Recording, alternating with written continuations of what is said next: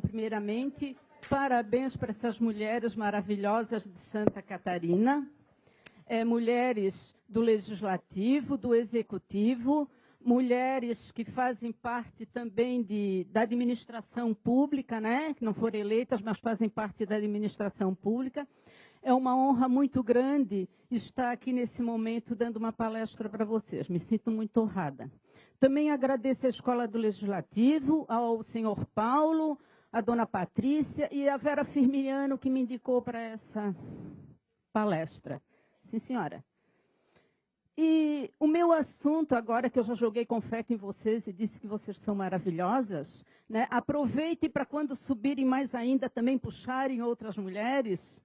E agora, o assunto que me traz aqui é um assunto não agradável e é um assunto, e é trabalho para vocês, né? É um assunto que é preciso que se trabalhe muito, vocês que estão lá nas frentes de batalha no nosso estado, é importante vocês trabalharem sobre esse assunto. Vamos lá.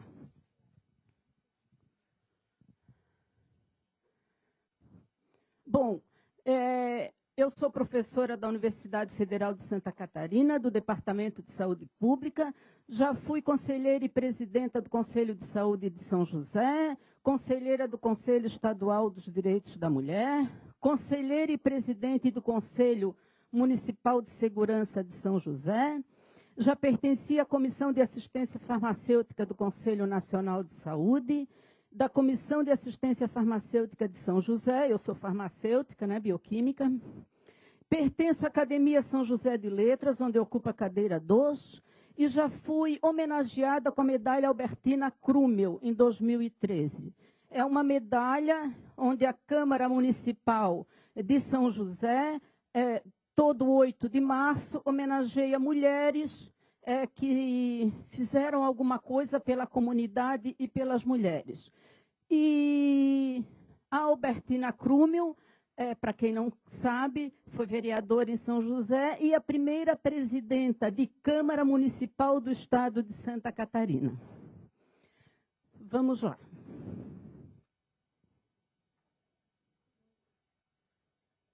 Bom, de onde vem, eu tenho que resgatar a história, né? Porque ninguém agora sofre violência sem mais sem menos a partir de ontem. De onde veio isso tudo? Como começou isso tudo no mundo, né? Então, o Engels, do seu livro A Origem da Família, publicado em 1884, ele diz que na Idade da Pedra, a terra era comum a todos do clã. As mulheres usavam a pá, a enxada, e vocês até podem ver que isso é natural para nós, né? A gente usa plantas, né? Até hoje isso é natural. Os temperos, de onde vem essa naturalidade que nós temos com as plantas, com os temperos e com as plantas medicinais, né? Vem de lá, né? Enquanto isso, o homem caçava e pescava. Havia duas classes distintas, mas o trabalho era igual. Homens e mulheres trabalhavam igualmente pelas famílias. E o trabalho era considerado igual. Mas, desde a pré-história, o homem sempre aparece como o dono da força, o poder, ele tem a força. Desde a pré-história, o homem aparece como em imagens, nas gravuras, ele aparece com armas, né? E a mulher sempre foi o lado fraco para se defender dos animais e defender a família dos animais. A mulher, devido ao seu trabalho de reprodução humana, porque vocês sabem que a mulher tem 3 trabalhos. 3 jornadas de trabalho. Quais são as 3 jornadas?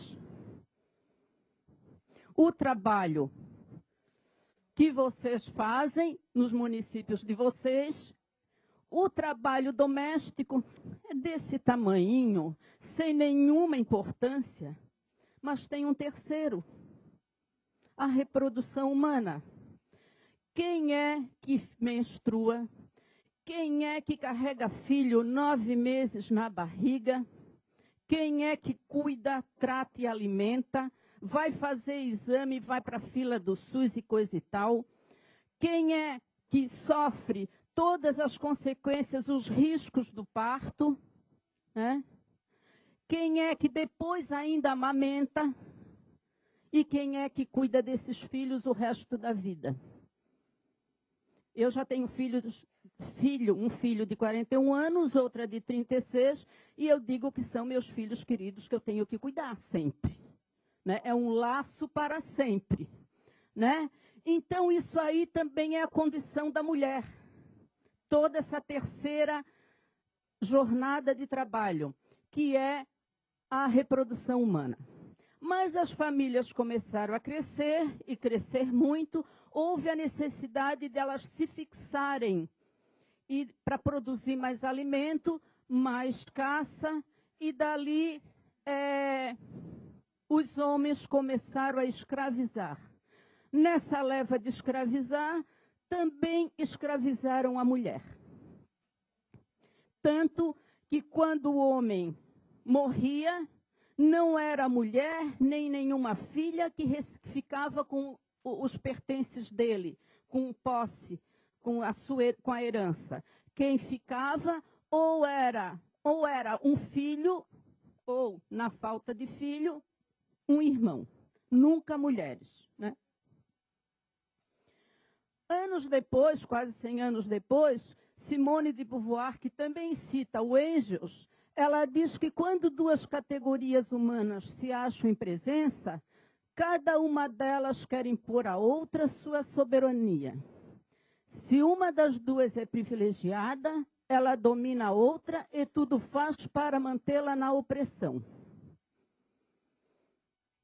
Nós estamos evoluindo, vem a Idade Média, o obscurantismo.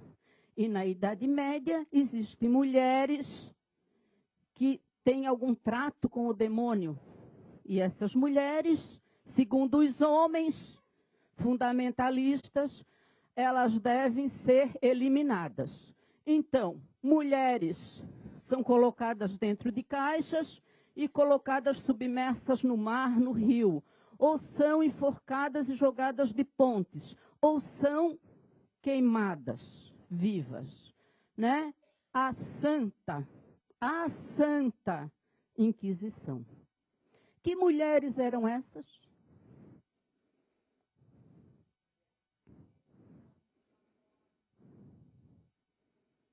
Eram mulheres, principalmente, que detinham conhecimento das plantas medicinais.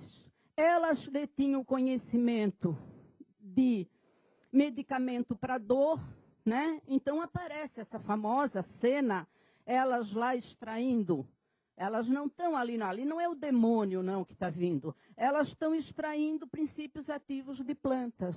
Elas moravam nas florestas justamente porque elas precisavam colher matéria-prima, as plantas medicinais. E elas eram também as mulheres que faziam partos. Dali em diante, quem é que passa a dominar os partos e a medicina? Os homens. Os homens. Né? Então, e esse conhecimento, muito dele foi esquecido. Né? A Igreja Católica com a Igreja Protestante na Idade Média, elas faziam competição. Quem é que denunciava e quem é que encontrava mais bruxas para botar nas fogueiras? Né? Então a Igreja Católica dizia, essa semana queimamos 50. Aí a Igreja Protestante, essa semana queimamos 150. E dizimaram as mulheres com conhecimento. Com conhecimento. Vamos lá, Gina. Vem o Renascimento. O Renascimento, então, passa a etapa do obscurantismo, do fundamentalismo religioso, e vem o Renascimento, onde renascem as ciências, renasce a literatura, a arte, a biologia, e a medicina e reassem todo o conhecimento, alguns até puxando lá de antes da Idade Média, né? Mas, mesmo assim, a gente pode ver que no Renascimento, e os ícones do Renascimento foram o Leonardo da Vinci e o Michelangelo, e aqui, até pelas artes, a gente pode ver que continuava prevalecendo a arte dos homens. Aqui é o berço do Renascimento, Florença, e a Praça de Florença é uma arte a céu aberto, é um museu a céu aberto. E lá tem o Davi, o Netuno e todos os homens. Passa, Jean. E a única mulher que tem lá naquela praça é a Medusa. Com a cabeça. O Perseu é que é o importante. Cortou a cabeça da Medusa, né? Que era a Medusa era má. Então, sempre o que representa maldade, feiura, é feminino, né? Continuamos. E no Brasil? O nosso machismo é herança dos tempos coloniais. Os homens se consideram donos das mulheres e não aceitam que elas sejam livres para decidir sobre a própria vida. No Brasil colônia, tinha o que a gente chamava de homicídio autorizado. Se aplicava o Código Legal de Portugal e territórios ultramarinos, chamado de ordenação filipinas, que assegurava ao marido o direito de matar a mulher adúltera ou suspeita de traição. Já o inverso não, tá? No Brasil República, não mudou muita coisa. Mas em 1918 chega o Código Civil e ele dava às mulheres casadas o status de incapazes. Somente podiam trabalhar com autorização expressa do marido. Somente podiam viajar com autorização expressa do marido. Mas, dando mais um pulo, em 1932, veio a conquista do voto feminino. Eu faço questão de sublinhar conquista, porque nada foi dado, nada é de graça. É conquistado, tudo é com luta. Tá? O Jornal do Comércio do Rio de Janeiro, em 1888, ele publicou os 10 Mandamentos da Mulher. Só vou ler o 8º. Não resmungais nem finjais ataques de nervo. Quer parar? Bota no Google Jornal do Comércio 1888 que vem isso. Ou os 10 Mandamentos da Mulher, 1888, vem isso aí. Não se preocupe, não precisa copiar. Esses 10 mandamentos devem ser lidos pelas mulheres 12 vezes por dia. É para ver se entra nesta cabeça menor, este cérebro pequeno, né? Vamos lá, Giana, muda. Mas aí, voltando, e eu lembro, nada é sem luta, né?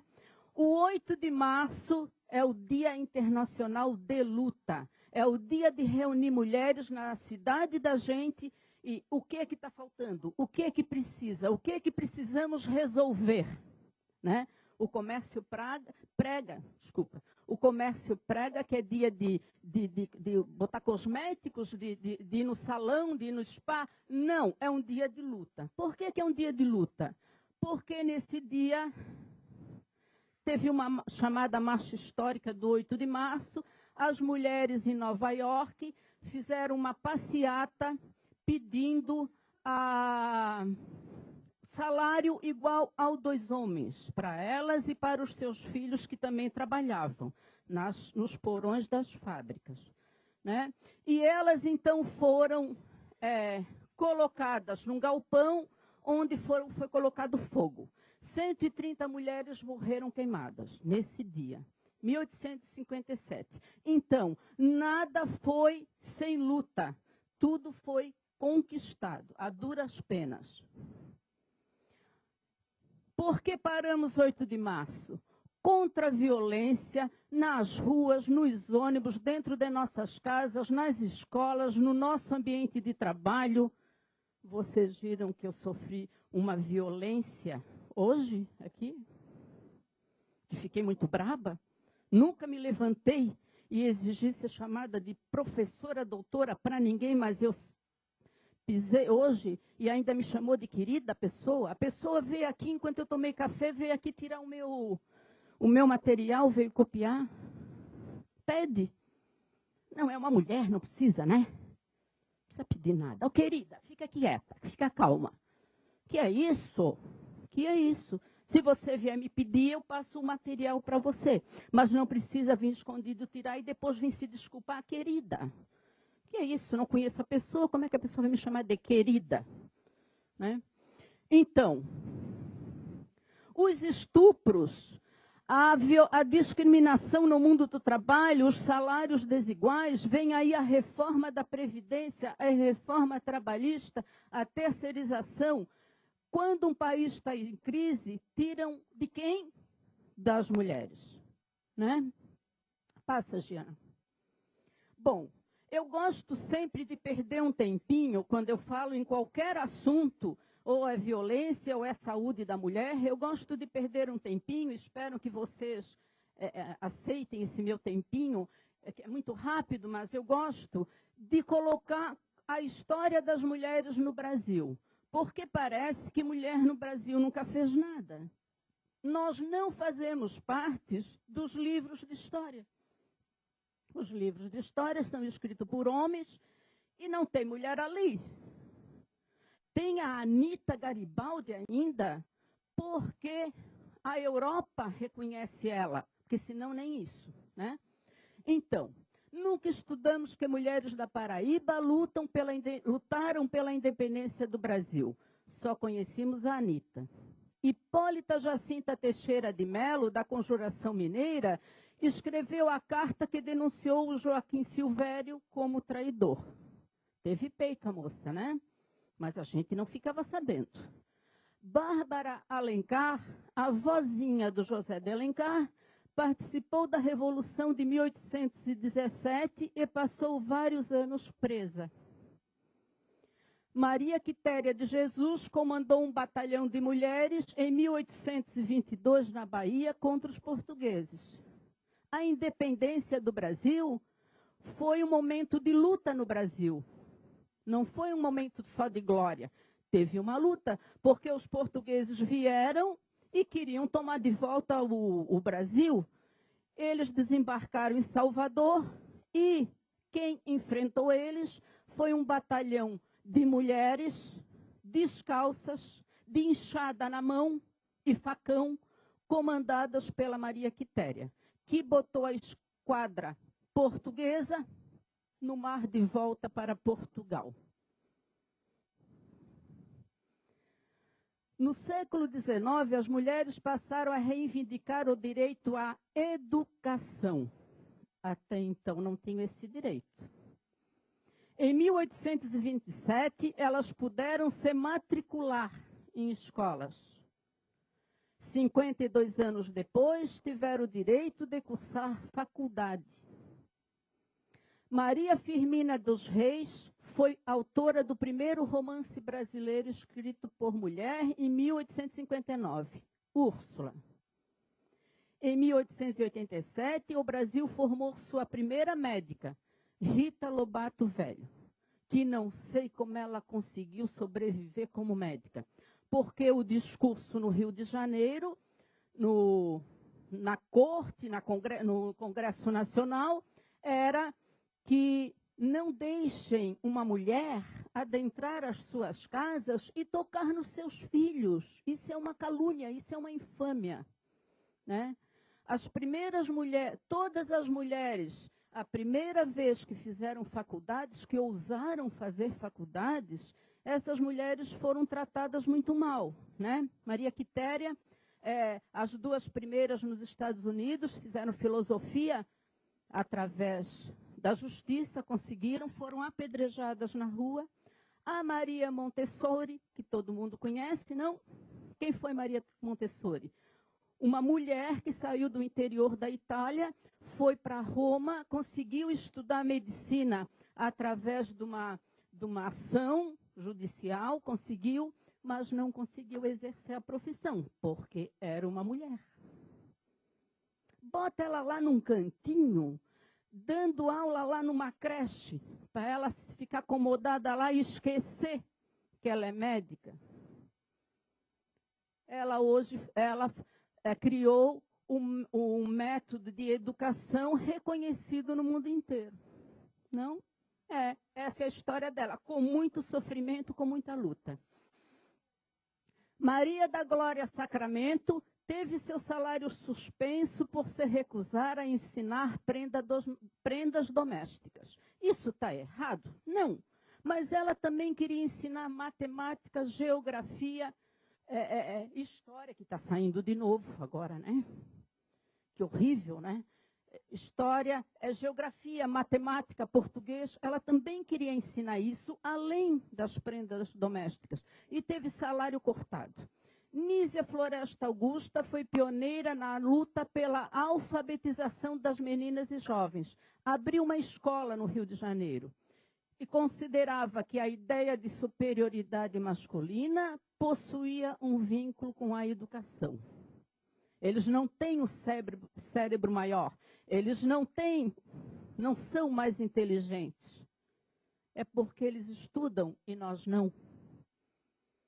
Nesse contexto surgem as abolicionistas, que o primeiro lugar no Brasil onde foi decretada a libertação dos escravos foi em Manaus, por mulheres, por um grupo de mulheres.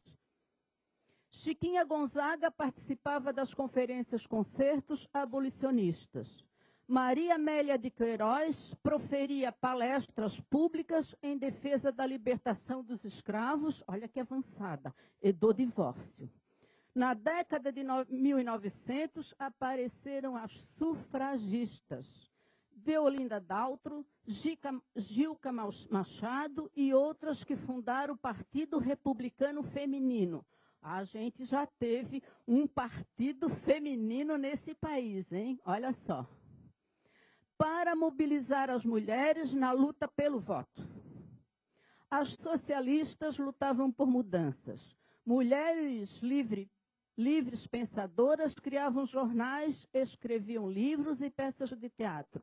As anarquistas lutavam pelas trabalhadoras como Berta Lutz e Maria Lacerda de Moura, conferencista reconhecida no Brasil, no Uruguai e na Argentina.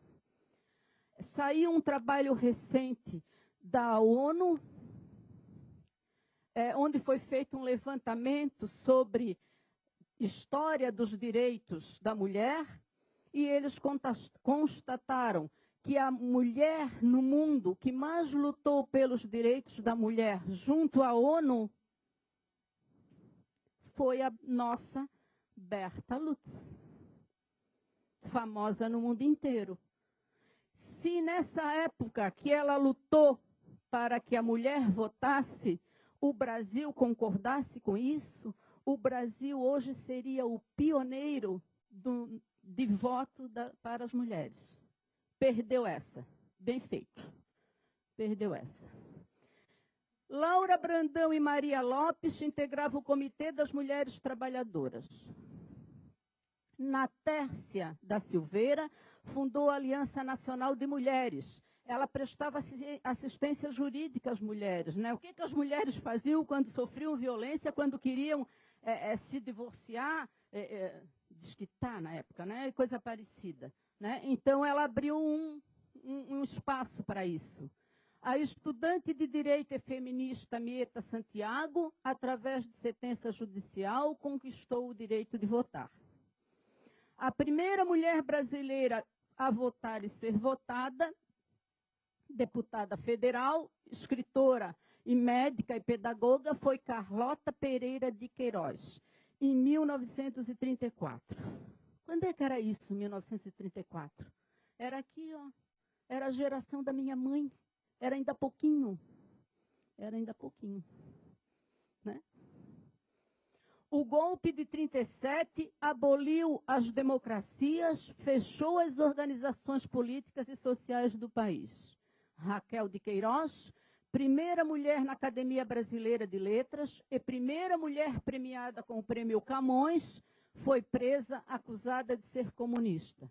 Seus romances foram queimados. Meu Deus, né? Na década de 60, Yara Yavelberg, militante guerrilheira de extrema esquerda, fez parte da luta armada contra a ditadura. Psicóloga, professora divorciada e destemida, quebrou todos os tabus da época. Leila Diniz chocou a sociedade brasileira ao exibir a sua gravidez de biquíni. Eu me lembro, eu era pequena, primeiro eu quero dizer com ênfase que eu era pequena. E que, bem pequena, e me lembro que na revista Manchete e na revista Fatos e Fotos, saía a Leila Diniz de barrigão e de biquíni em Ipanema. Ô, legal aquilo, né? Ô, legal. Vamos lá.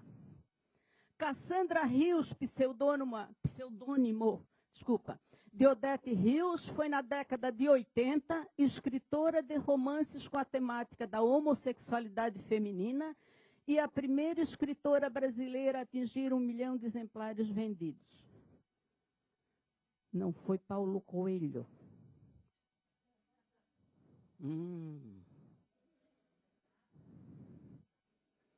Teve 36 de suas obras censuradas na ditadura.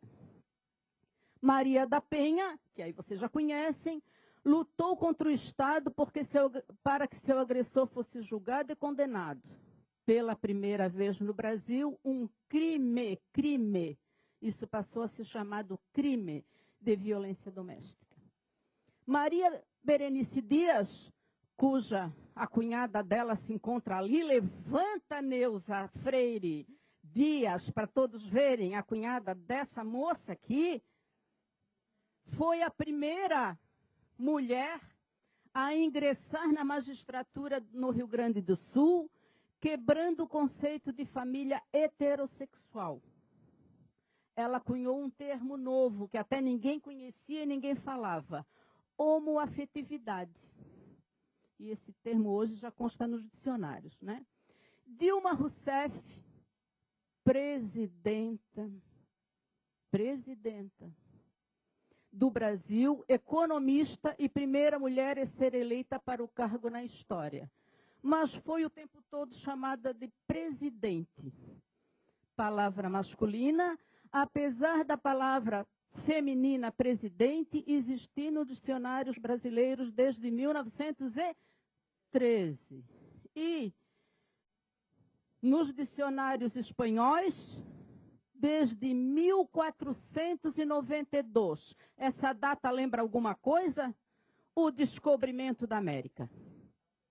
Quando Colombo veio descobrir a América, os espanhóis já diziam, la presidenta. Antonieta de Barros, educadora, escritora e jornalista, foi a primeira deputada estadual negra da América Latina. Albertina Krumel, então da minha cidade, né? Na década de 60, a primeira mulher a presidir uma Câmara de Vereadores em Santa Catarina. Tenho prefeita e tenho vereadores na minha cidade, eu moro em São José. Mas as minhas vereadoras, as nossas vereadoras lá, ainda não representam todo o eleitorado feminino da minha cidade. Para representar quanto precisava? 50%. Aí teve uma delegação, a delegação brasileira, né? Foi no Canadá, do governo brasileiro, foi um fórum lá, sei lá, né? No Canadá.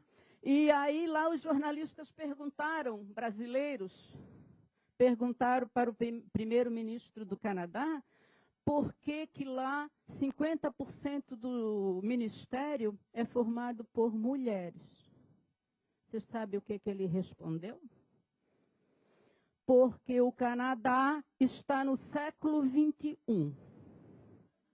Que tapa, hein, ô? Que tapa. Vamos lá, Giana. A palavra presidenta existe, assim como infanta, mestra, hóspeda, monja, giganta, comedianta, farsanta, chefa e governanta. Agora, estudante não tem nada a ver com isso. Às vezes a gente precisa ter humildade de olhar um dicionário. Vamos lá. Mulher gato. Mulher gata, né, gente? Né? A gente engole essas coisas e, né? Vamos lá. Mas se existe desigualdade no cotidiano das mulheres, também existe a luta no cotidiano das mulheres. A nossa luta é diária, a nossa luta é todo dia, toda hora, dentro de casa, educando nossos filhos e nosso marido, para ele seguir na linha ali também, né? Já que a gente é mulher, e também na rua, e também no trabalho, e também com vocês, também com as eleitoras de vocês, né? Vamos lá, Giana. Feministas. Que são essas pessoas, né? Feminismo não prega o ódio, não prega a dominação de mulheres sobre os homens, não lutam contra os homens. Certo? Feminismo luta pelo fim da dominação de um gênero sobre outro. Feminismo luta pelos direitos iguais entre mulheres e homens. Feminismo não é o contrário de machismo. Machismo, o contrário, é femismo. Está lá no dicionário. Não está? Então, todas as conquistas das mulheres foram através de luta. A escola, lutamos para conseguir, a universidade também, para votar e ser votadas. E isso tudo foi ali ainda há pouco, ó, na geração da minha mãe. Então, essas frases aí, elas são superadas. É fase de quem, no mínimo, não vê nem o dicionário. Eu nunca precisei delas para vencer na vida. Eu sempre me fiz sozinha. Eu sou feminina, não sou feminista. Quem faz alguma coisa, uma mulher que faz alguma coisa por si e pelas outras mulheres, como vocês, que têm todo o cuidado com as outras mulheres porque estão representando elas, são feministas, sim. Certo? São feministas. Aí na escola, agora, hoje, no Brasil, na escola, a professora entrou na sala de aula e disse assim para as crianças: hoje nós vamos desenhar a família. Aí o Joãozinho desenhou a sua família, o seu papai, a Aninha, a mamãe e ele. O papai, olha lá o que ele desenhou. E ele, a mamãe e a irmã, não sei se dá para ver daí, estão chorando. Então, uma associação que destinada à luta pelos direitos da mulher, a luta contra a violência, usou o desenho do Joãozinho para fazer a propaganda. Como as crianças sabem o que acontece no seu espaço, né? Vamos, Diana. Então, vamos falar, finalmente essa mulher vai falar de violência, então, né? Bom, primeiro, duas coisas importantes. O que é espaço doméstico, o que é família? Espaço doméstico é o espaço de convívio permanente de pessoas com ou sem vínculo familiar. O que é família? A comunidade formada por indivíduos que são ou se consideram aparentados, unidos por laços naturais, por afinidade ou por vontade expressa. Nós duas dar uma palestra sobre violência, né, Giana? Aí se sentou um senhor na nossa frente, todo de branco, e disse que era pastor. Aí toda a vida, ela que falou da Lei Maria da Penha. Aí ela, não concordo. O chefe de família é o homem. Aí daqui a pouco ela tocou no outro assunto da Lei Maria da Penha, ele, não concordo. O chefe é o homem. Sou pastor, o chefe é o homem. Aí, quando ele disse a terceira vez, eu olhei para ele e disse: olha, senhor, na sua casa o senhor pode ser o chefe de família, mas se o senhor fizer alguma coisa contra a Lei Maria da Penha por causa disso, o senhor é preso. Porque, né? Olha só a dificuldade. É uma dificuldade. Bom, o que é violência doméstica e violência familiar contra a mulher? É qualquer ação ou omissão baseada no gênero que lhe cause morte, lesão, sofrimento físico, sexual ou psicológico e dano moral ou patrimonial. Isso é violência contra a mulher. A violência doméstica, né? A física, qualquer conduta que ofenda a integridade ou a saúde da mulher corporal. Psicológica, essa aí nós vamos demorar um pouquinho, porque eu quero ler isso tudo, porque isso tudo aí é importante. Às vezes a gente sofre violência física e não está se tocando. Ou alguém do lado da gente também sofre isso e a gente não está vendo isso aí. Qualquer conduta que cause dano emocional e diminuição da autoestima, ou que prejudique e perturbe o pleno desenvolvimento, ou que vise degradar ou controlar as ações da mulher, comportamentos, crenças e decisões, mediante ameaça, constrangimento, humilhação, manipulação, isolamento, vigilância constante, perseguição contumaz, insulto, chantagem, ridicularização, exploração e limitação do direito de ir e vir ou qualquer outro meio que lhe cause prejuízo à saúde psicológica e à autodeterminação. Isso aí não é fácil, porque se a mulher está sofrendo isso aí, ela vai na delegacia fazer um BO, e o que é que ela vai dizer mesmo para o delegado? E o que é que o delegado vai... Porque quando a mulher chega com sangue, aí, então tá, então sofreu, né? Mas quando não... nós vamos chegar lá. Vamos lá, Giana. Violência sexual também, a gente tem que ver que violência sexual não é só estupro, né? Violência sexual é qualquer conduta que constranja a mulher a presenciar, a manter ou a participar de relação sexual não desejada, mediante intimidação, ameaça, coação ou uso da força, que a induz a comercializar ou a utilizar de qualquer modo a sua sexualidade, que a impeça de usar qualquer método contraceptivo ou que a force ao matrimônio, à gravidez, ao aborto ou à prostituição, mediante coação, chantagem, suborno ou manipulação, ou que limite ou anule o exercício de seus direitos sexuais e reprodutivos. Aqui também eu posso dizer, a Neuzinha está ali, a Neuzinha é do Conatrap, que não aparece muito, mas a gente sabe que tem, porque nós temos fronteira com outros países, o tráfico de meninas e mulheres. Né? Que isso também ainda não está aparecendo como devia, né, Neuza? Vamos lá. E a violência patrimonial? Essa acontece muito.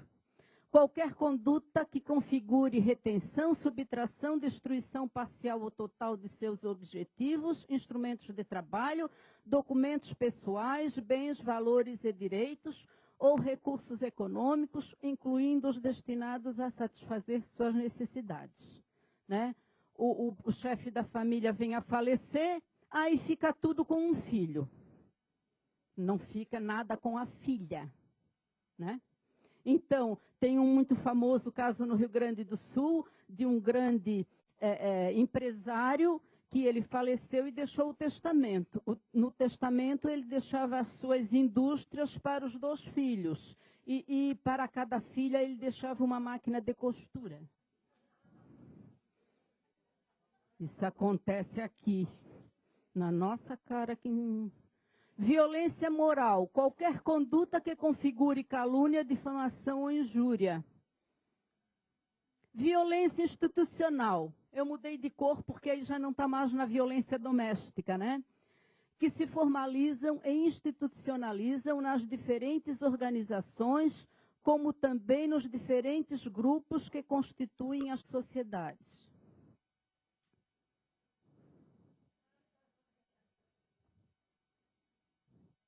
Isso aí é para quê? Para que vocês acham que é essa propaganda?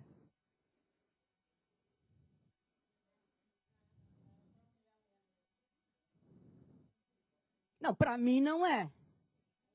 Ela não é destinada para minha pessoa. Não, olha só, é um homem todo descabelado, de bob, vestido de mulher. Eu não sou assim. Vocês são? Mas então, quem sabe, é para homem? Não, acho que não, né? Está lá na Lei Maria da Penha. É o estereótipo da mulher, isso aí. É o BB, Banco do Brasil, a última propaganda do Banco do Brasil. Vamos lá.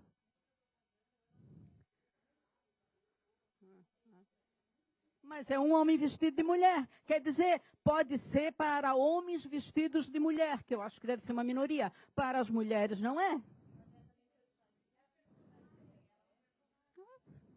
Pode ser. Então, que pobreza, né? Pegar um personagem de um filme para botar ali. Quanto pagaram por isso? Eu acho que eu fazia coisa melhor, não? Quanto é que estão pagando? Essa é cruel, hein? A culpa não é da Marisa. Publicação de lojas Marisa na internet brinca com o caso de Dona Marisa Letícia. Brinca. Isso para mim não é brincadeira, isso para mim é humor negro. A mulher já morreu, mas então vai ver que é porque ela não era recatada de dólar. Só pode ser porque ela era, o que ela era? Trabalhadora, sindicalista, 2 vezes a primeira-dama, porque o marido foi eleito. Certo? Vamos respeitar a democracia, né? Eleito. Olha só. Hã?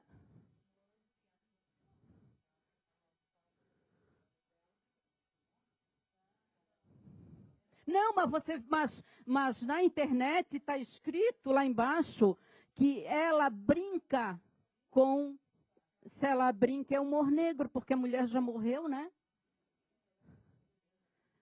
Brinca com homem, por que não brinca com homem? Sim, sim.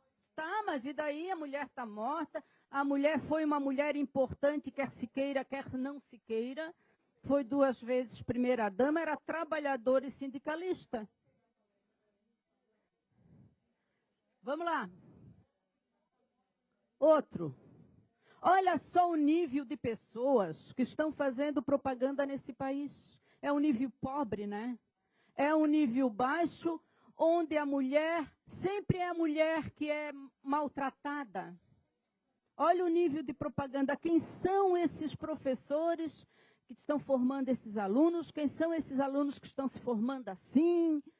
Hein? Pois então. Outra, humor. Não, Giana, volta lá. Humor. Humor no Brasil. Como é que é o humor no Brasil? É um homem vestido de mulher. Isto é humor no Brasil. Então, aí, isso aqui quando eu quero nunca funciona. Ah, deu, não. Então aqui tem um gato, né? Um homem, um gato bonito, né? No meio, um homem vestido de mulher, mas nós não somos assim. É um estereótipo, então. E no lado, uma mulher que então é uma mulher vestida de mulher direitinho, mas ela é tão burrinha. Ela é muito burrinha. Isso é o humor no Brasil. Homem no Brasil para fazer humor. Homem no Brasil para fazer na televisão, coisa no Brasil para fazer humor, tem que botar um homem vestido de mulher.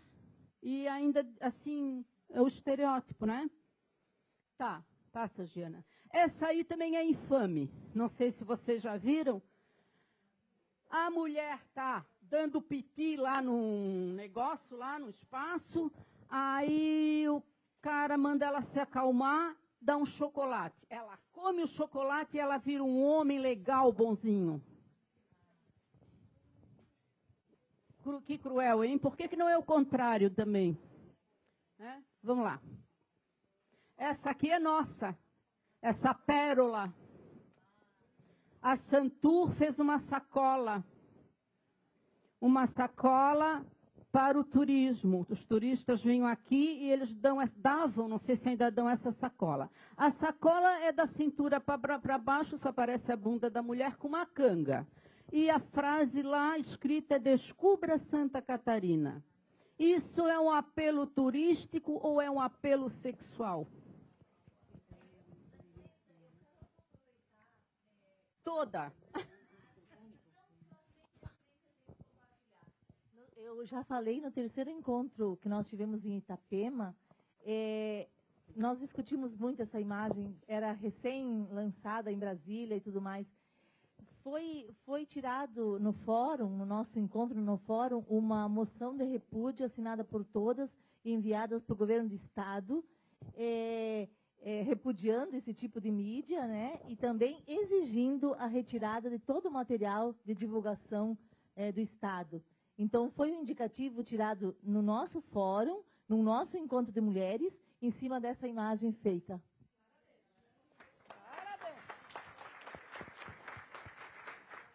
Aí eu aproveito também para dizer que foi uma luta do CEDIM, do Conselho Estadual dos Direitos da Mulher, a retirada de todas as placas.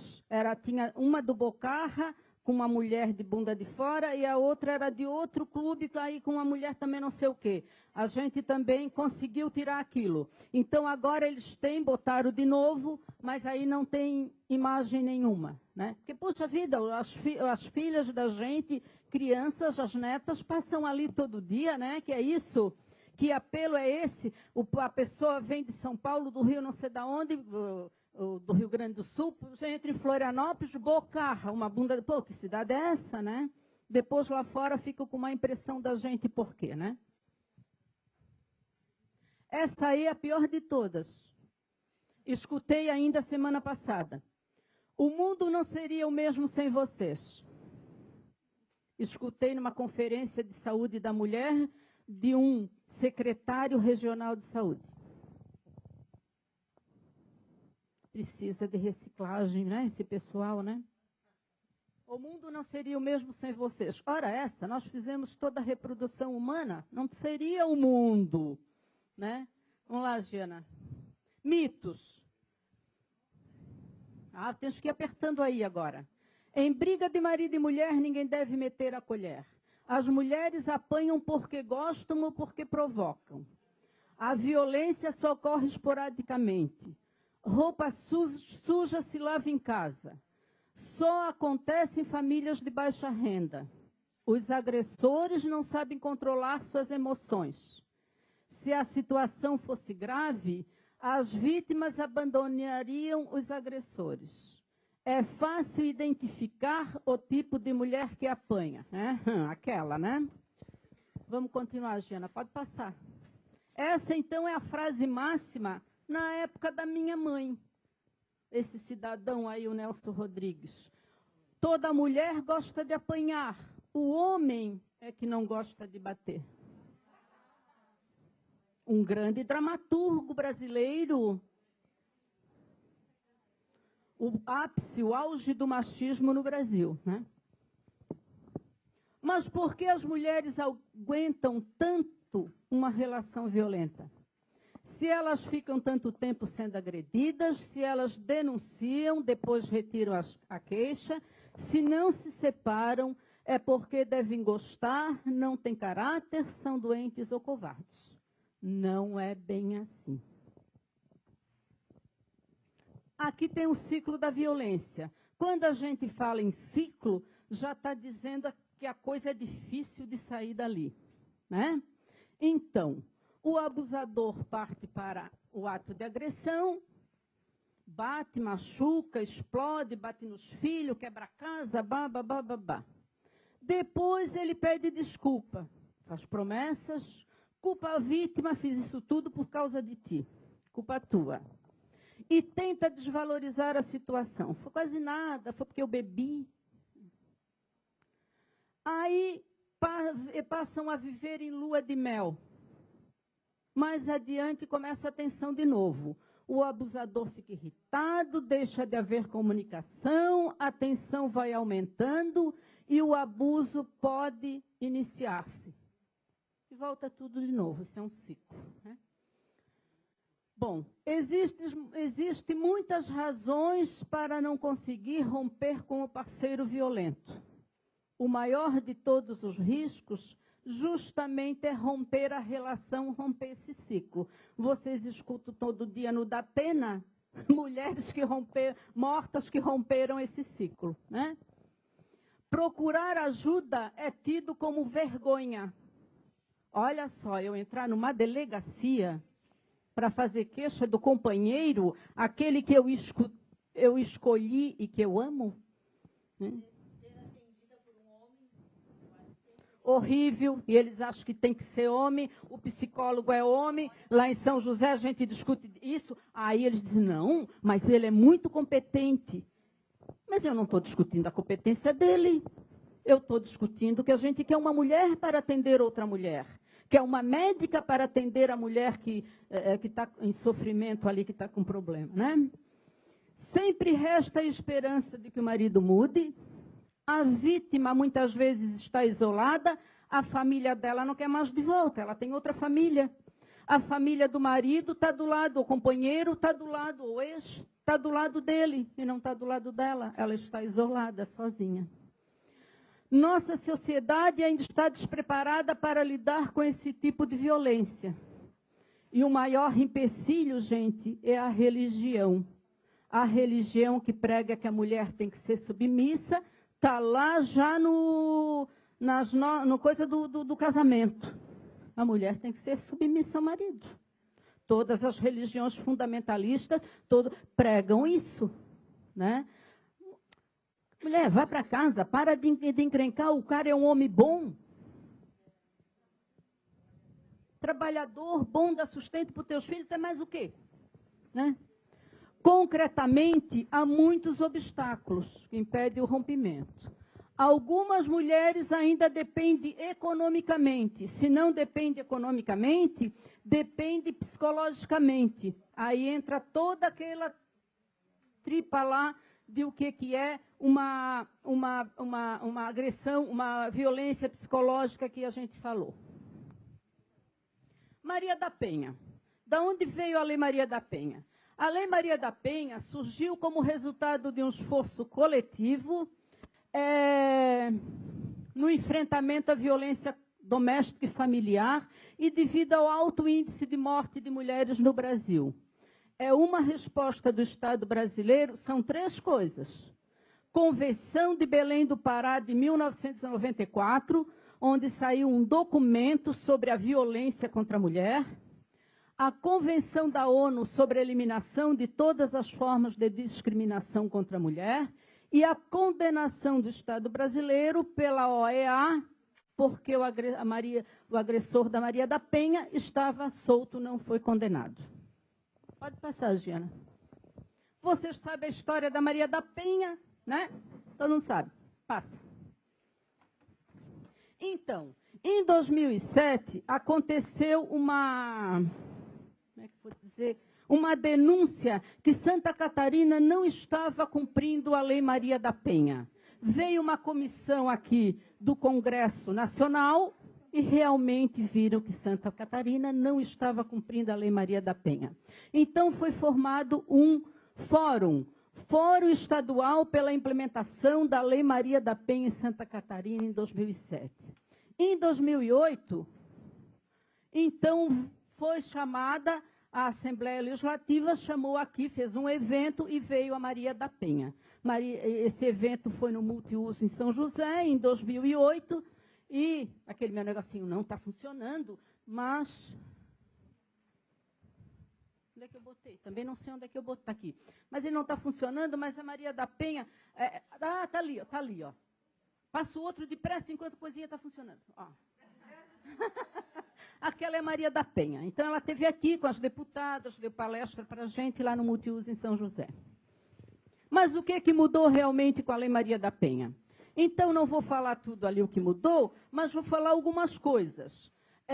Antes, deixa eu contar para vocês bem antes do antes. O homem, ele tinha o direito de matar a mulher em defesa de sua honra. Bastava ele dizer que ele foi traído, matava e ele era julgado e era inocentado porque ele alegava em defesa da honra. Para a mulher não valia isso. só valia para os homens, né? Então, a gente tem casos famosos aqui no Brasil de artistas que foram mortas, aquele Doc Street, né? O cara matou uma artista famosa no Brasil, e outros casos aí que tiveram repercussão. E aqui em Florianópolis teve um caso muito interessante, porque aconteceu isso também. E na época, Clair Castilhos era vereadora aqui, e ela formou um grupo, todos entraram no fórum e ficaram lá, né, acabar com esse negócio em defesa da honra, protestando, e o juiz mandou prender. Prende todo mundo. Aí chegou lá o policial, está todo mundo preso. Aí a Clair Castilhos olhou para o policial e disse assim: você sabe com quem está falando? Eu tenho imunidade parlamentar. Aí ele assim, imunidade parlamentar e escambau. Todo mundo para a cadeia. Foi todo mundo para a cadeia. Ela assim: meu Deus, o meu marido me esperando em casa e eu na cadeia. Bom, entre outras coisas, podia ser paga a pena com multa, serviços comunitários e cesta básica. Aí eu coloquei lá, agora não tem mais isso.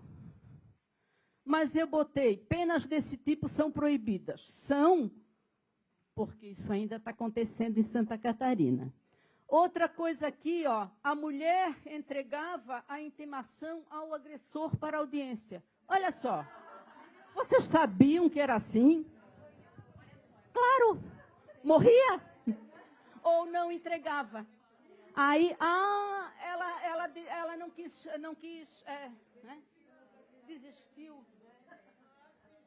Então agora é proibido. Não havia prisão em flagrante, agora tem. Não havia prisão preventiva, agora pode. E o agressor não precisava comparecer a programas de recuperação. Agora o juiz, se determinar que sim, ele é obrigado a comparecer. Vamos lá, Giana. Depois disso, veio a Lei 13.104, que é de 2015, que é chamada Lei do Feminicídio. Que lei é essa? Ela altera o artigo 121 do Código Penal e incluiu lá feminicídio. O que é isso? Contra a mulher por razões da condição do sexo feminino. Então, o homem que mata a mulher por ela ser mulher, aí já está incluído aí em feminicídio. Né? Agora, é preciso que seja incluído no feminicídio, que não, também tem os que não incluem, né? Vamos lá. Mapa da violência. De 1980 a 2012, foram assassinadas 91 mil mulheres no Brasil. Mais que câncer, mais que acidente de trânsito. Câncer é o principal causa de morte de mulher? A cada 15 segundos, uma mulher é vítima de violência, 2 horas, uma brasileira é assassinada, 65% dos ataques são por companheiros ou ex, 65% das agressões ocorrem dentro de casa, 2 milhões de mulheres são agredidas anualmente no Brasil. E eles com isso? 8% admitem, 8%. Admite já ter agredido fisicamente uma mulher. 48% dizem ter um amigo ou conhecido que fizeram o mesmo. 25% têm parentes que agridem as companheiras. 2% dizem tem mulher que só aprende apanhando bastante. Dos 84 países com maior violência, o Brasil ocupa a 7ª posição. Pode passar, Jana. Estão no ranking dos municípios que têm mais de 25 mil mulheres. Lages, Mafra, Criciúma, Balneário Camboriú e Chapecó. Isso porque a gente também não tem muita ideia das coisas. Às vezes é um feminicídio e não foi declarado pelo delegado, a investigação não declarou que era, o juiz também não, e passa como se não fosse. Né? E também tem os que não fazem BO, acho, né? Tem um trabalho aqui meu e da Dressen, essa moça que está sentada ali de casaco marrom, que ela iniciou em Santa Catarina a notificação na saúde. A notificação de casos de violência em Santa Catarina, a gente fez um levantamento e constatou que 66% das vítimas eram do sexo feminino, a maioria de 19 a 20 anos, tipo de violência mais sofrida a física, mas se bem que eu acredito que seja a psicológica, tá? Mas é que não aparece. Também, mas se for só a psicológica, ela também não aparece, né? Vamos lá. E o perfil do agressor? Maioria o homem, na área urbana, à noite, no local da residência, com força corporal e ameaça. A maioria amigo e conhecido da vítima, o cônjuge, suspeita de álcool, quase 50%, e quase 50% a violência ocorreu pela primeira vez. E Florianópolis? Florianópolis também a gente fez um levantamento, fiz com a Maria Luísa Bichli, mapeamento da violência contra a mulher. A gente fez o levantamento de 375 boletins de ocorrência na Delegacia da Mulher, constatando que 98% das vítimas são do sexo feminino, com média de idade de 35 anos. E o perfil do agressor, 90% do sexo masculino, com a mesma idade, né, praticamente, da vítima. E a maioria das vítimas teve como agressora pessoas do mesmo nível de escolaridade. Aqui um mapinha com a população e o número de denúncias, a gente separou por região. Pode passar, Giana? Pode passar também. A gente constatou que na região sul da ilha, mais mulheres registram denúncia. Talvez porque haja mais informação sobre os direitos da mulher na região, ou porque nessa região ocorram realmente mais casos de violência. Porque eu estou falando de BO. Então, não é casos de violência, é BO, né? Pessoas que foram lá e registraram. Por bairro, volta. Por bairro, os locais de maior registro de denúncia contra a mulher foram o centro e a agronômica. Talvez pela proximidade da delegacia. Quem mora mais próximo tem mais acesso, né? Então, a gente também, através da estatística, concluiu que os dados que se dispõem, dá para dizer que 10 mulheres são vítimas de violência por dia em Florianópolis, através desses BOs. Né? Isso aí é o mínimo, porque é o BO, 10 mulheres por dia. Direitos iguais se aprende aonde? Em casa, na escola e na sociedade. E aí está havendo um problema muito sério com a escola. Nem sempre se aprende em casa. A criança com uma família desestruturada não aprende o respeito com a menina. O menino não aprende a ter respeito pela menina. Não cresce com respeito pela mulher, né? E na escola a gente está tendo um problema muito sério. E o problema é esse, é o cumprimento da Lei Maria da Penha. Eu posso dizer hoje que a Lei Maria da Penha não é cumprida no estado de Santa Catarina. E vou provar. Eu não tenho convicção. Eu vou provar, eu tenho prova. Vamos lá. No capítulo 1 das medidas integradas de prevenção. O terceiro, o respeito nos meios de comunicação social dos valores éticos e sociais da pessoa e da família, de forma a coibir os papéis estereotipados. O que a gente viu na propaganda do Banco do Brasil? O que a gente vê no humor na televisão? O estereótipo da mulher, né? Então, isso tem que ser coibido para haver prevenção de violência contra a mulher. O outro item ali, que é o 8º, estou pulando, a promoção de programas educacionais que disseminem valores éticos de respeito à dignidade da pessoa humana. Né? E o último, que é o mais grave que eu acho, o destaque nos currículos escolares de todos os níveis de ensino para os conteúdos relativos aos direitos humanos, à equidade de gênero e de raça ou etnia e ao problema da violência doméstica e familiar contra a mulher.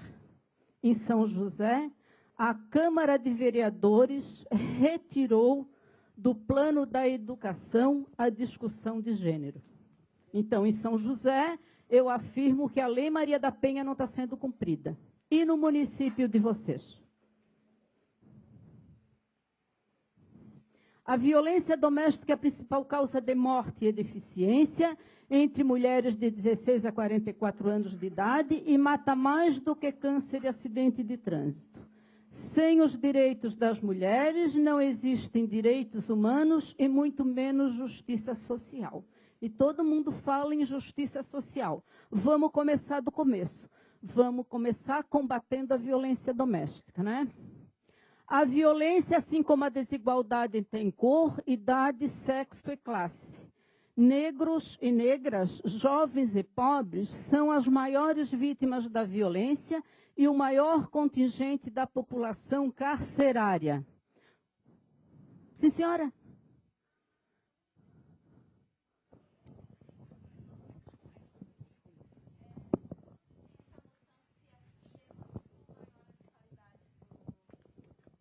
A violência contra as negras do que contra as brancas? Sim. Não, aí é o seguinte... Eu queria saber se é igual ou se é maior. Não, é porque é o seguinte, a gente não separou por raça. Mas, o nosso nós não separamos sim, por raça. Tá? Mas também aqui em Santa Catarina tem um detalhe. Aqui tem predomínio da raça branca. Ah, Tá? Uhum. 2% da população catarinense é negra. Que é o inverso, por exemplo, da população da Bahia. Tá? Então, toda pesquisa que tu for fazer aqui, provavelmente quem mais sofre violência é a mulher branca, porque é a maioria, é onde aparece mais. Tá? O número é pouco, mas teria que comparar com a população para saber, né? Mas a gente não fez isso aí. Obrigada. Tá? Do país, Bom, e aqui o que eu queria falar é da população carcerária. Né? Vocês não queiram saber a desigualdade entre um presídio feminino, não que seja bom, não é, claro, evidente. Mas vocês não querem saber a diferença que é de um presídio feminino, uma penitenciária masculina para um presídio feminino. Já estive lá, a gente já fez palestra com eles, já fez prevenção de doenças sexualmente transmissíveis com elas. E elas não têm médico à disposição ou médica, elas não têm dentista, elas não têm medicamento, elas não têm psicólogo, psiquiatra, nada disso que a penitenciária masculina tem. Elas também, a maioria delas está presa por tráfico de drogas, não é por homicídio, é por tráfico de drogas, que difere um pouco também dos homens presos. E elas, quando tem filhos, o filho já nasce presidiário. Ele nasce lá dentro e fica lá dentro mamando. Né? Se vocês forem ver o local que elas apanham sol, é um absurdo o local que elas apanham sol. Nem bate sol, é um quadradinho tipo um galinheiro que nem bate sol. Elas também não têm muito, diferentemente dos homens, porque as mulheres ficam lá na cerca querendo a visita íntima. Diferentemente dos homens, as mulheres quase não têm visita íntima nenhuma. Porque quando elas vão presas, os homens se arrancam, vão-se embora. Tá? Elas é que são tolas e vão lá. Não é tola, né? É meio obrigado, né? É meio obrigado, depois o cara sai e mata, né? Bom. Todos os seres humanos nascem livres e iguais em dignidade e em direitos. Isso é a Declaração Universal dos Direitos Humanos da ONU. E a nossa Constituição diz: homens e mulheres são iguais em direitos e obrigações. E diz outra palavrinha mágica lá também: o Estado brasileiro é laico. O Estado brasileiro não tem religião. Nós não temos que ter bancada ruralista, bancada da bala, bancada do boi, bancada da Bíblia. Certo? Nós temos que mandar no nosso corpo, não religiões mandando no nosso corpo, não pastores, né? Vamos lá. Bom, a violência é intencional e aprendida. Portanto, é preciso prevenir, evitar e desaprender. E isso é possível, sim. Aqui foi uma campanha que a gente fez, a gente capacitou sobre a violência contra a mulher, agentes comunitários de saúde de Florianópolis, de São José e a Guarda Municipal de Florianópolis. E a gente também botava nos ônibus lá, a violência doméstica dói em todo mundo. Como combater? Isso é muito importante para vocês. Educação, informação e compartilhamento de vivências. Conhecimento. A discussão de gênero nas escolas é para que os meninos tenham respeito pelas meninas. É para evitar gravidez na adolescência. Não é para modificar os banheiros, como me disseram. Não, é que eles vão modificar os banheiros e agora tem um banheiro para meninos e meninas. Então, eu sou contra porque o meu filho, menino, não vai usar o banheiro das meninas. Gente, ninguém vai reformar todo o país, banheiro de escola de todo o país. Não é isso aí. A discussão de gênero é na sala de aula com a professora, né? Os meninos aprendendo respeito pelas meninas, aprendendo a não ter preconceito com outras raças, com outras cores, com outras etnias, né? Clareza de direitos, resgate da autoestima, modificação de uma postura coletiva e nos próprios lares, e políticas públicas e trabalho em rede, que vocês já tiveram esse assunto, né? Eu peguei na internet, porque eu fiquei muito comovida, a Graziele Della Libera, é uma moça, deixa eu ver como é que está a minha hora, é uma moça que colocou lá no Carta Capital, vi mulheres comparecendo à delegacia semanalmente, e voltando na semana seguinte para retirar a queixa porque voltaram com o marido. Vi delegadas, escrivãs e estagiárias condenando aquelas vítimas, estigmatizando-as como figuras carimbadas da delegacia que só incomodavam e traziam trabalho. Bem como ouvi os mais diversos comentários, desde o mereceu ter apanhado até o famoso deveria ter apanhado mais. Atendi e conversei com algumas dessas figuras carimbadas, como eram conhecidas, e a ampla maioria, para não dizer todas, sofreram de fato violências físicas, verbais e psicológicas por parte de seus companheiros. Contudo, quase todas também eram provenientes de famílias desestruturadas, com baixas condições financeiras, múltiplos filhos e inteiramente oprimidas. Estou terminando. Vocês estão com pressa, é isso? Estou me olhando de cara feia. Quem somos? Quem somos? Me oprimindo, né? Quem somos? As mulheres são 52% do eleitorado. 51% da população é negra. A maioria da população é jovem. E quem são nossos representantes?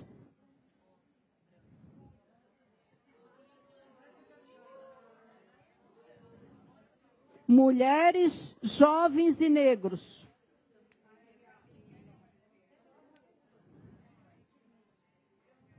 Passa. É o IBGE que diz, não sou eu, antes que eu apanhe. Nossos representantes são predominantemente homens brancos e velhos. E aí as mulheres no poder legislativo, as vereadoras, 14%, 11%, 12%, minorias, né?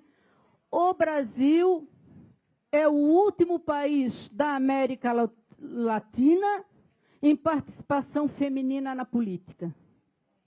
Ah, mas o país não é o melhor, o Brasil não é o melhor país da América Latina? Não, abra um olho, não. Então, o governo anterior tinha 25 dos ministérios ocupados por mulheres. Hoje não temos nenhuma mulher, e nem negro, e nem jovem ou negra, né? Então é preciso repensar. É preciso discutir e refletir nossos espaços, né? O Brasil é um dos 5 países mais violentos do planeta e é o pior país do mundo para se educar e criar uma menina. E se ficarmos sem elas? Se elas forem todas embora para a Europa? Olha, estão oferecendo cada coisa legal. Aposentadoria bem antes daqui. Trabalho. Não é verdade. na Hungria, na Suécia, países que estão envelhecendo muito, na Itália, estão oferecendo boas condições. Portugal, de trabalho, chega lá, tem trabalho, aposentadoria bem antes, licença de gestação, 1 ano, licença maternidade, licença paternidade, 6 meses, estão oferecendo isso tudo, bem legal. Vira, vou mudar a cabeça de vocês, vai todo mundo para a Europa. Bom, o que fazer?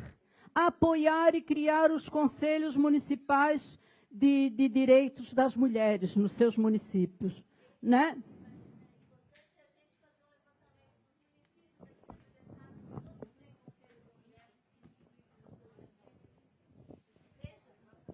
Uma, 2, 3,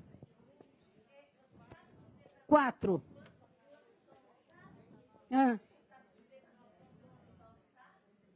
De conselhos? Não sei.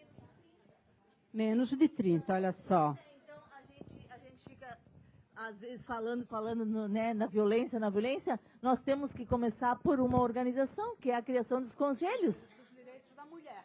E em São José foi um grupo de mulheres, entre elas, eu acho que a Neuzinha participou, a Maria Antônia participou, a Maria Antônia é conselheira do Condim, a Giana e eu sou.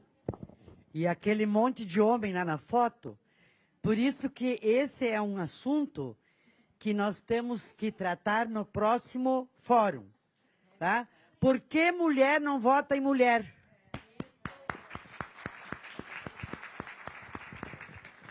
É porque eles dizem assim, ó, fica aí na cozinha, deixa que lá fora eu cuido da gente.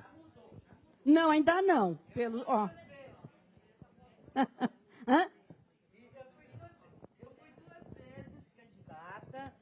2 vezes fui candidata. Isso já há 10 anos atrás, quer dizer, também não é tão recente, né? Então está mudando bastante. O marido não gostava? Larguei ele.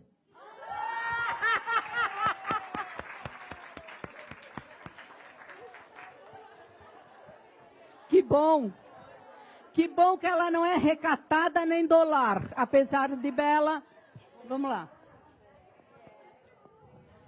Volta. Além dos conselhos, gente, centros de atendimento à mulher e a seus filhos, casas-abrigos, delegacias, núcleos de defensoria pública, serviços de saúde e centros de perícia médico-legal. Programas e campanhas, Centro de Educação e Reabilitação para Agressores. Sobre a perícia ali médico-legal, eu quero dizer para vocês que São José tem um hospital regional e esse hospital é de referência no atendimento a vítimas de violência. Só que a perícia é em Florianópolis. Aí a mulher vai no hospital, é atendida, cheia de curativo, toda quebrada, tem que pegar um ônibus para vir a Florianópolis fazer perícia. Ah, mas elas não vão, né? Claro que não, né? Imagina. Vamos lá. Aqui só para lembrar para vocês que Santa Catarina é o único estado brasileiro com nome de mulher.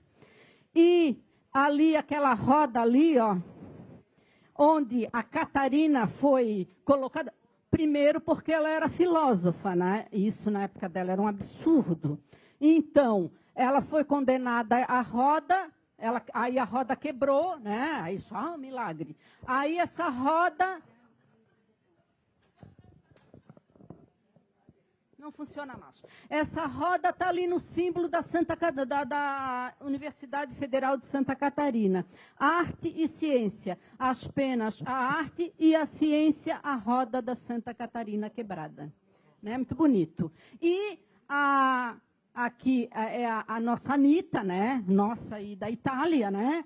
E a única mulher, então eu deixei para o final, para dizer para vocês que a única mulher numa praça pública, falando de boca cheia, com a praça pública na Itália, é a Anitta, né? A heroína dos 2 mundos. Né? Ela está em Roma. Vai lá, Giana. E aqui a nossa Antonieta, e lá a minha, né? Albertida Krumel, né? Da minha terra. Então vamos lá. Deu, acabou. Obrigada pela atenção.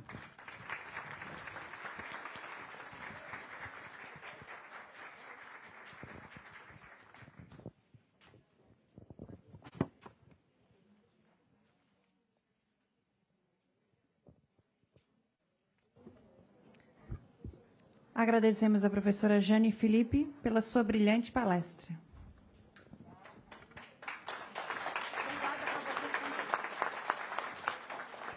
Procederemos a seguir à eleição da diretoria do Fórum da Mulher Parlamentar. Convidamos para coordenar a eleição o senhor presidente da UVESC, Adelar José Provence. Eu não vou ganhar aquele livro.